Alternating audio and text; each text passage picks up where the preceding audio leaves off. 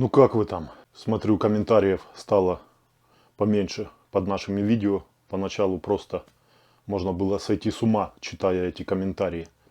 Не знаю, может YouTube, скорее всего YouTube включает фильтра и просто отсеивает тех, кто поддерживает войну, вот этих вот темных людей.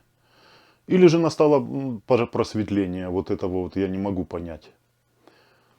Ну, под этим видео дальше посмотрим, конечно, под комментарием, что вообще что-то ли изменилось. Хотелось бы, чтобы, конечно, наставало просветление, потому что такими темными быть нельзя. Темными людьми я называю тех людей, которые поддерживают войну, которые войну называют миром, как это сейчас положено, в общем-то, телевизорами и пересказывают, наверное, и дальше, посмотрим дальше.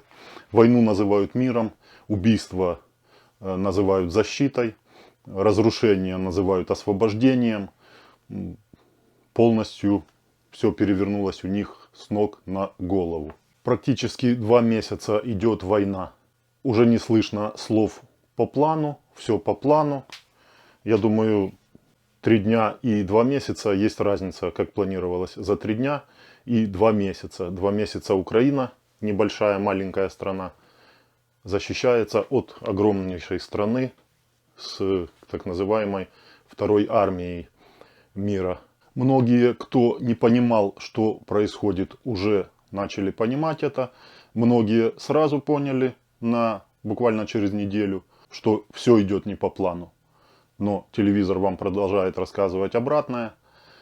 Кстати, по телевизору уже новые версии оглашают вам, тем, кто любит пересказывать телевизор в комментариях, что якобы Россия воюет уже не с Украиной, а с НАТО, с Америкой воюет. И что в случае проигрыша, то есть это готовят вам ответ, если вы спросите, а ради чего погибло 20 тысяч наших солдат.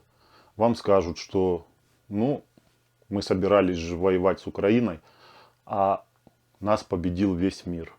И преподнесут вам это как победу. Но это будет дальше, в будущем.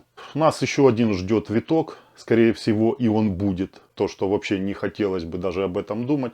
Но я думаю, что это будет, потому что если этот человек, хотя нет, человеком не буду называть его, просто буду называть его тот, кто развязал эту войну, кто начал эту войну в 21 веке, кто начал убийство людей, которых он же называл братьями, сам же называл, начал убийство этих людей.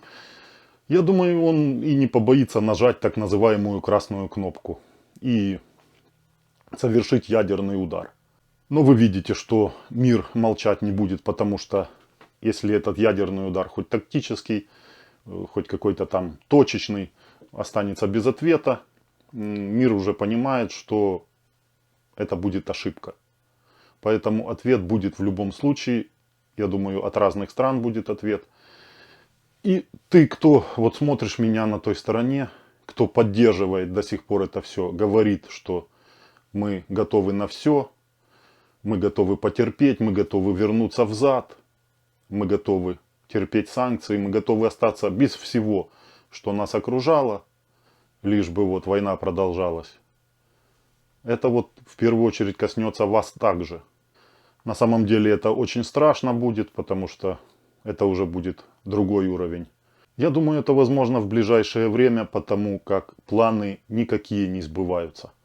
Только идут растраты одни, идут жертвы со стороны российской армии, потери. Ничего, в общем-то, что планировалось. Уже забыли про денацификацию, забыли про демилитаризацию. Уже каждый день какие-то новые планы озвучиваются по Украине. То захват тех территорий, то захват того села, то захват того города. В конечном итоге ничего не получается. И все сводится к тому, что не все же еще использовано. Не все использовано то, что строилось на протяжении 30 лет.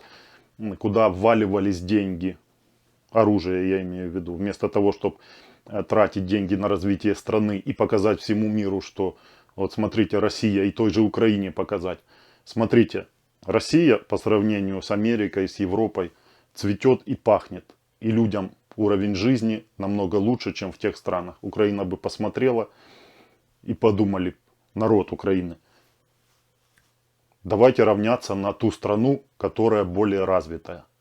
Но нет же, эти все деньги вкладывались в железо, в танки, в лучшие ракеты, в ядерное оружие. Ну и вот подходим мы к чему, что в безвыходном положении, а в общем-то он уже приходит к тому, что он скоро окажется в безвыходном положении и ему терять нечего, он будет лезть к так называемой красной кнопке, чтобы уже запустить ядерную войну. Ну а уже после этого недалек и так называемый конец света. Никто не знает, как он выглядит, потому что его еще не было. Но, по-видимому, придется нам это увидеть. Тому терять нечего.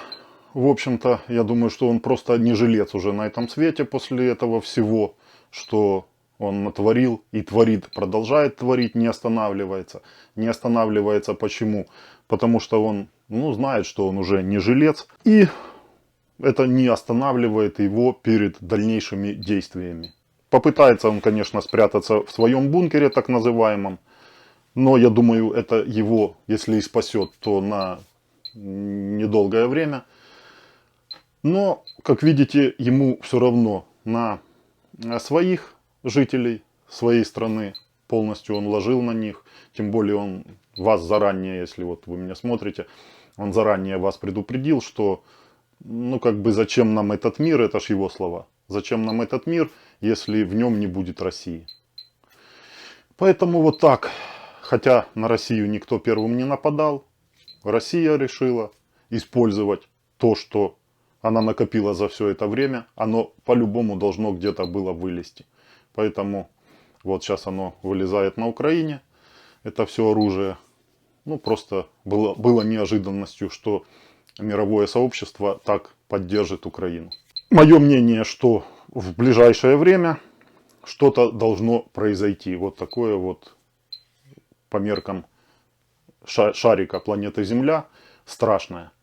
Будем видеть. Конечно, хотелось бы, чтобы кто-то остановил это действие, вовремя предотвратил это. С кем можно сравнивать вот это, что сейчас происходит, и кто это все развязал, этого человека, так сказать, я не могу, я не знаю, с кем его сравнивать даже. Не было еще на планете такого существа. На сегодня все. Оставляйте свои комментарии, подписывайтесь на канал. Всем удачи и надеюсь до следующих видео.